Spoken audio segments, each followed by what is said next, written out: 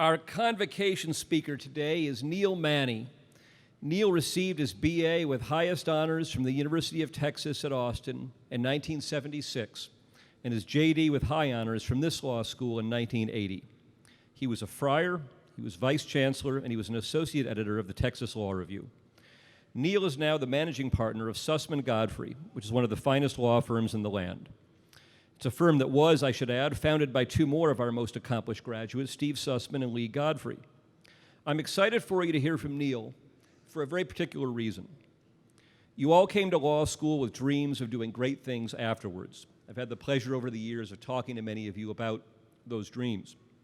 And since then, many of you have felt the tension between seeking success and security in the private practice of the law on the one hand and serving the public interest on the other.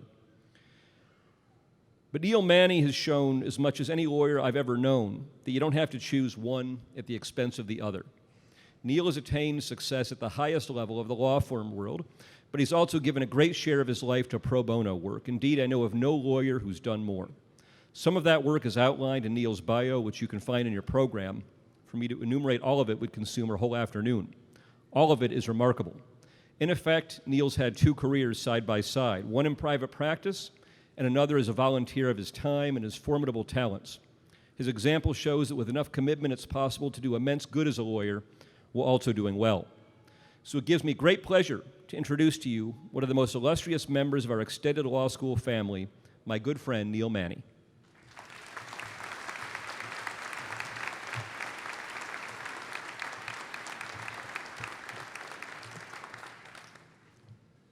It had been hot and muggy all week, even for Austin. And of all the weird places to hold a law school graduation, mine was going to be in the Texas Swimming Center. Now, I don't claim that my idea was necessarily original. Rather than walk around the pool as instructed, to receive my diploma and handshake when my name was called, I planned to dive into the pool and swim across. As I ended my 7 years at UT, I would literally make a splash. But then my parents decided to show up for the sunflower ceremony after all. And I'll admit it, I lost my nerve.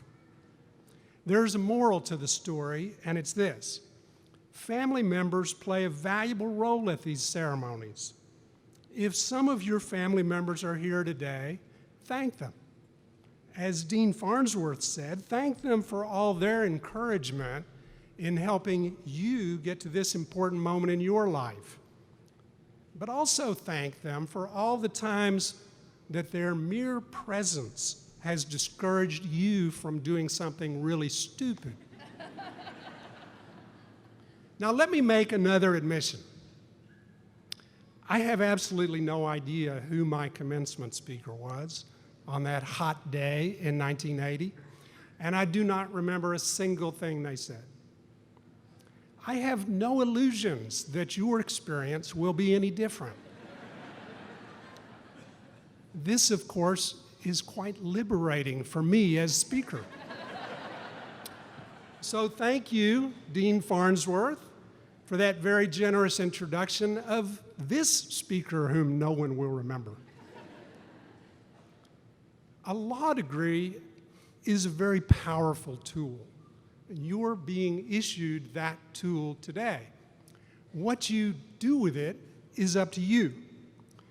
Like a hammer, which can be used to build a house, but also to tear one down, a law degree can be used for the most noble of purposes or the most destructive. Let me tell you briefly about two of my clients who were locked up on Texas's death row for a very long time, waiting for the state to kill them. One of them, Anthony Graves, was on death row because a district attorney concealed evidence of his innocence, threatened one witness, and elicited testimony at trial from another witness that the witness had told the DA was false. Mr. Graves had absolutely no involvement in the crime, he spent 18 years in prison before he was declared innocent and completely exonerated. Think of all you hope to do in the next 18 years, professionally and personally, with your family and your friends. All the fun you hope to have, the dreams you will pursue, the love you hope to share with someone, the rich and rewarding life that you will build. Now imagine spending those same 18 years locked in solitary confinement instead, in a 6x10 cell, awaiting execution because someone with the same tool you're receiving today, a law degree, used it badly, corruptly, and dangerously. The district attorney who prosecuted Anthony Graves was disbarred for life for his misconduct. I'm delighted to say, by the way, that his law degree was not earned here at the 40 Acres. But here's the thing. When that guy was sitting at his own law school commencement, he did not think to himself, someday I will misuse my legal skills so profoundly that I will be disbarred for life. And even when he was elected district attorney many years later, his goal was not to perpetrate gross miscarriages of justice. A law degree is a powerful tool, but it's an easy tool to misuse. It's easy to tell yourself that winning is more important than following the rules. It's easy to cut corners. It's easy to demonize your opponent or the opposing lawyer. It's easy to be so certain that you were right that the end seems to justify the means. The risk of doing something improper, even a single time, because it seems so justified, is that it becomes easier to do that again the next time. And then an exception turns into a habit, which becomes a pattern, and down the spiral you go. Another client of mine, Dwayne Brown, spent more than 9 years on Texas's death row awaiting execution. Dwayne, too, was completely innocent. When an alibi witness, in her testimony to the grand jury, placed Mr. Brown far from the crime scene, the prosecutor charged her with perjury and had her jailed. Child Protective Services took away her 3 children, ages 11, 8, and 6. The prosecutor told her that she could get out of jail and get her children back anytime she wanted. All she had to do was agree to cooperate with him by abandoning her alibi testimony and agreeing to testify against Mr. Brown. And finally, after languishing in the Harris County Jail for 120 days, she agreed to the prosecutor's outrageous demand.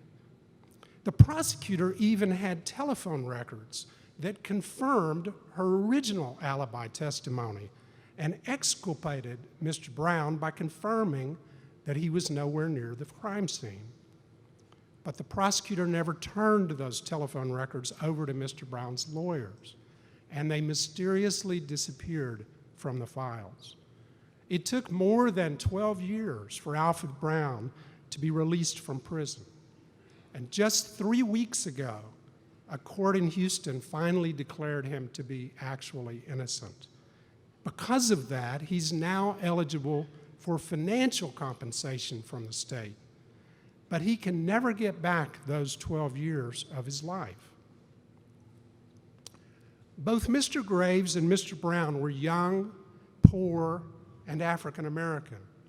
And though I'm confident that racism played a large role in both cases, their prosecutors seemed to genuinely believe that these men were guilty when the prosecutors corrupted the system and sent innocent men off to die by lethal injection.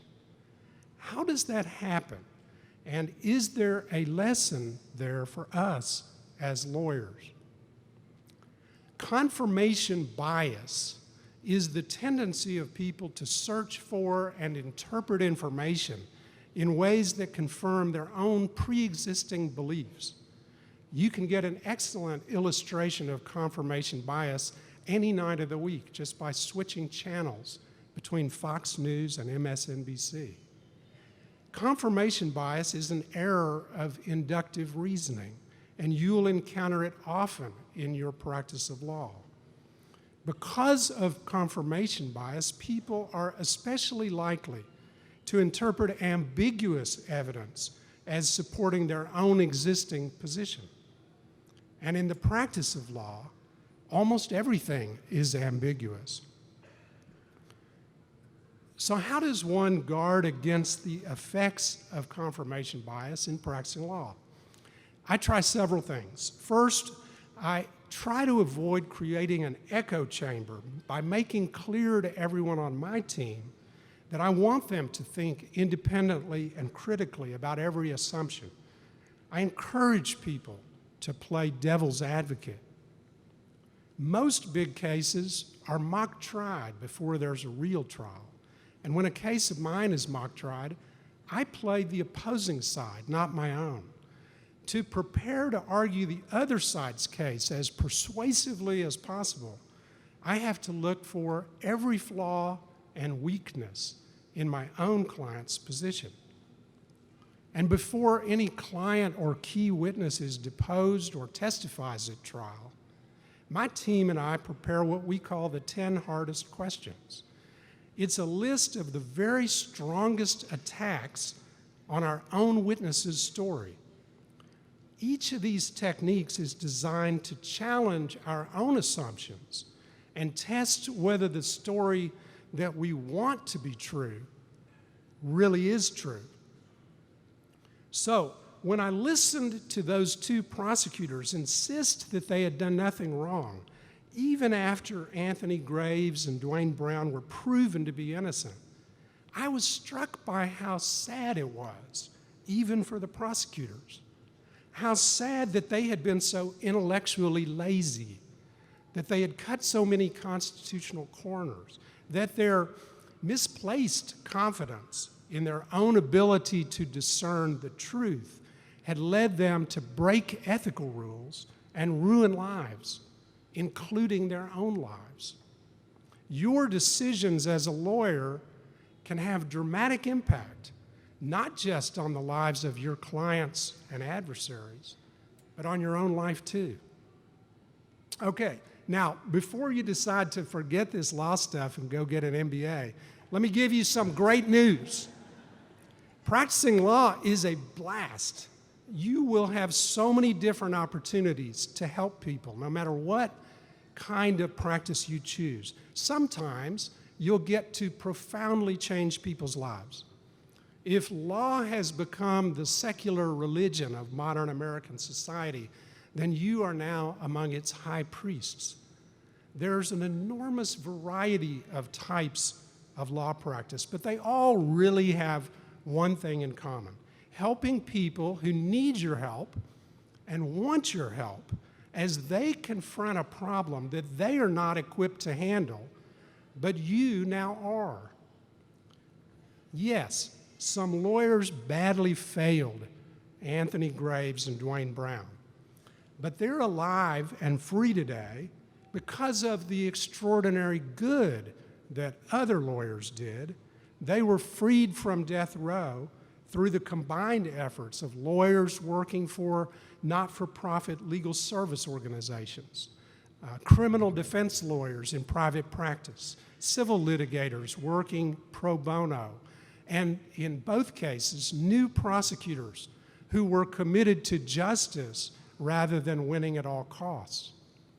One graduate of this law school who helped free Mr. Graves was not even practicing law anymore. She was teaching investigative journalism to college students when she became interested in his case. When Mr. Graves received compensation from the state of Texas for his wrongful imprisonment, he donated part of it to UT Law School to establish an endowed scholarship in her honor. It's enormously satisfying to help someone get justice or simply a fair resolution of a legal problem. I happily admit it, whether it's for a paying client or a pro bono one. I have fun in my law practice every single day, and I hope you will too. Now, a short history lesson. When I described my graduation ceremony at the Texas Swimming Center, some of you probably thought to yourself, well, isn't it just as weird that ours is being held in an old gymnasium? And the answer is no. Gregory Gym actually is a very fitting place for this sunflower ceremony. Thomas Watt Gregory, for whom it is named, was one of the original law graduates of UT in 1885. He practiced law in Austin. He became the first UT graduate to serve on the Board of Regents. He was a progressive in some respects. He championed the early antitrust laws, railing against what he called plutocratic power and predatory wealth. All of that impressed President Woodrow Wilson, who appointed Gregory to be Attorney General of the United States in 1914. But then, as now, a law degree is a tool that can do as much damage as it does good. As Attorney General, Gregory crafted and lobbied for passage of the now infamous Sedition Act of 1918, which made it a crime to use disloyal or abusive language when merely speaking about the American government, the flag, or the military. Gregory used the Sedition Act to suppress dissent and stifle free speech through thousands of misguided criminal prosecutions. After he resigned under fire in 1919, Gregory's next move seems sort of obvious in retrospect. He returned to Austin, he became the head of the UT Ex-Students Association, and he embarked on raising money to build a new gymnasium. 100 years later, here we are. So 39 years after I didn't jump into the pool, let me offer a few final thoughts about what lies ahead. You probably don't know right now how you'll actually spend most of your legal career. I had 6 different jobs in the first 8 years after law school. Don't worry about finding the perfect job right now, because it won't be perfect. Learn as much as you can from your first job, then find another not perfect job and learn some more. And don't be afraid to fail. Failing is valuable. I think that fear of failure is the principal reason why some lawyers do not achieve excellence and are dissatisfied with their jobs. If you are paralyzed by the fear of failing at something, you will avoid even trying it. And that means you will avoid ever learning how to master it. I'm a trial lawyer, and the cliche is true. If a lawyer claims she has never lost a trial, either she's lying or she doesn't really try cases. You bet I've lost trials, spectacularly and publicly, and I never learned more than the times when I lose. Not just about how to improve as a trial lawyer, but about myself, how to be resilient and get up off the mat, how to laugh in the face of failure, how to turn the page and move on to the next thing. So don't be afraid to do things that you aren't yet good at. It's the only way to learn. As a young lawyer, of course, I loved the thrill of victory, and I was devastated by the agony of defeat. Over time, victory in the courtroom has come to feel merely satisfying rather than truly thrilling. And often it's suffused with a keen empathy for the opposing lawyer and party who have just lost. rather than agony, defeat has come to feel like an unwanted but natural part of the process of being a trial lawyer and a natural part of life. In the days leading to my law school graduation and my departure from Austin, I was filled with a very different emotion, an almost overwhelming sense of nostalgia. Nostalgia is powerful and bittersweet. Surely many of you have been experiencing intense nostalgia this week as you contemplate the end of your time as students and your imminent separation from very dear friends and meaningful places. Nostalgia is about looking backward poignantly. But graduation is ultimately a time for looking forward.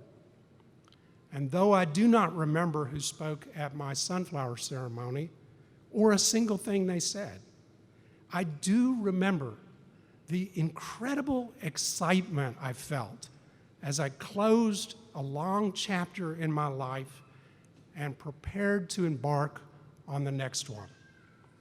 As I drove out of Austin, headed to California with everything I own crammed in my 1969 Buick LeSabre, windows rolled down, radio blaring, the Capitol Dome and the UT Tower receded in my rearview mirror, but life, in all its mystery, seemed to unfold on the road ahead.